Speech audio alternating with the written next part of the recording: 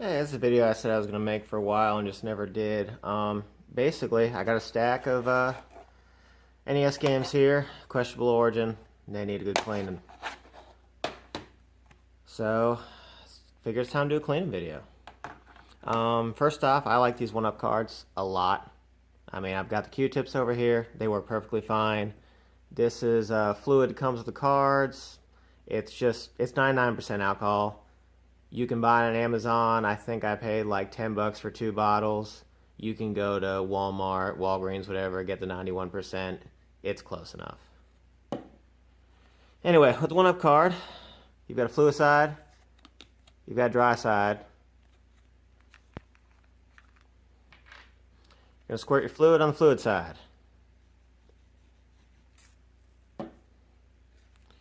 Put it inside the game. Clean it, fits really nice. Do the other side, clean it, fits really nice. This card's been used before, so it looks like it's dirty. It's not. You get a good, I probably get about 30, 50 cleanings. My bad. Dry side. Now buff those pins clean.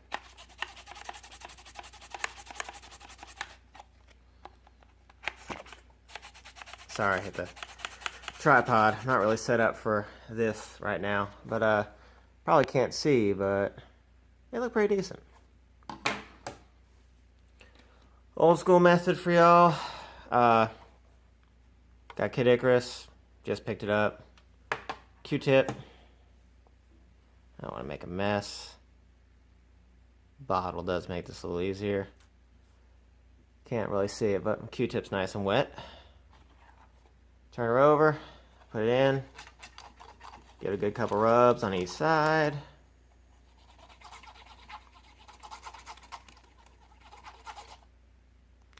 See all that gunk? It's hard to see. See all that gunk coming off? That will make your games seem like they're broken. It'll get to a point where the NES or Super Nintendo, Genesis, whatever console you're cleaning these for, will not load these games. Or if you have the NES, especially the toaster model, the original one most of us have, it will actually cause that flashing. It's not making good contact. I believe it's something like the NES thinks it could be a bootleg cartridge or a different region cartridge, whatever, and it'll make those games not work. I've bought plenty of games off eBay that said, hey, they're broken, I've given them a good clean, and they work just fine. And there we go. This one's clean now. For the last one, it's a little more in depth. You don't really need to do it unless it's super, super bad. But this is it's a game bit screwdriver. Not really sure the spec. I'll link the ones I have on Amazon. Nintendo, Super Nintendo, Genesis, the consoles, they use 2 different sizes.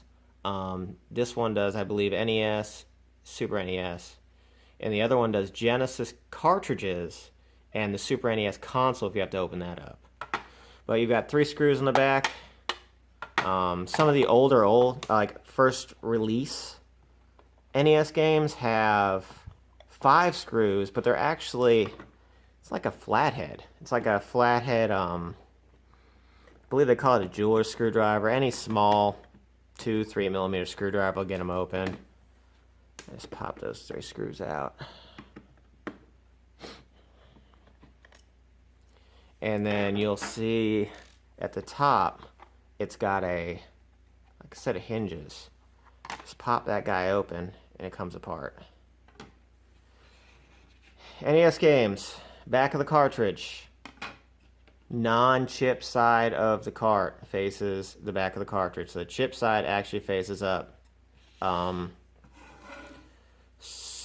Nintendo 64 and I believe Super Nintendo are different. I may be wrong on Super Nintendo, but I'm 100% on N64 that the chips face the back. So you can see, this one's probably not too bad. I mean, you should really clean any game you get before you put it in your console. So, we're going to clean this one. Use the 1-up card again. A little more fluid. Probably don't need more fluid. It may not have evaporated yet. That 99 flashes off pretty quick. But the card actually lets you scrub these pins like crazy.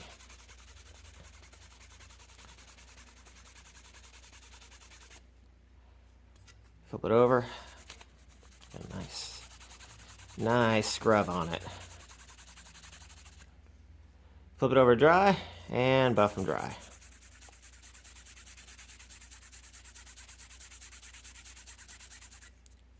Flip the board back over and buff it dry. Most times you don't need to go past using the alcohol. I've heard pink pencil eraser. I've used it. I can't really say whether it was good, bad, indifferent. Brasso actually does work. I've heard it takes a very small amount of this brass, I guess, finish off. But it will make games work that do not work. I've never overused it and had a problem where the game no longer worked or it ruined the game if the game originally would have worked from cleaning. I believe I have a really rough copy of the original Mega Man coming in. I'll do a video with the Brasso on that one, because I'm pretty sure that's going to need at least the Brasso. I'm going to say this, it's worked. I do not recommend it unless the cart is otherwise going to be trash. The board itself, you could always pop the PRG chip, find a matching board, solder it on there. It should work as long as there was the ROM that was fine and not the board. But I have used on some that are really, really bad, set outside, heavy corrosion, pulled out of people's garages. I've used a high grit sandpaper. I'm talking like 1500, 800 at the lowest. And it's got the pins clean enough to work.